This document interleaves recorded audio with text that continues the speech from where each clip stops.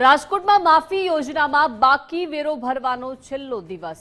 મનપાએ 31 March સુધીમાં 438 કરોડનો વેરો વસૂલ્યો છે. રાજકોટમાં વેરા વસૂલાતમાં 97% લક્ષ્યાંક પૂર્ણ થયો છે. મધ્યમ વર્ગે વેરો ભર્યો પણ સરકારી સંસ્થાઓ બાકીદાર રહ્યા. સૌરાષ્ટ્ર યુનિવર્સિટી સહિતના એકમો પાસે કરોડોનું લેણું.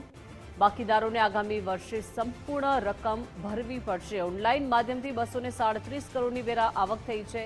જૂના રાજકોટમાં સોની બજાર અને મોચી બજારમાં કાર્યવાહી થઈ, જ્યાં કલેક્ટર ઓફિસ અને રેલવેનો કરોડોનો વેરો હજુ બાકી છે. સરકારી કચેરીઓ સામે પ્રોટોકોલ મુજબ પગલાં લેવાશે. રોકડમાં 123 કરોડ જ્યારે ચેક દ્વારા 78 કરોડની આવક થઈ છે.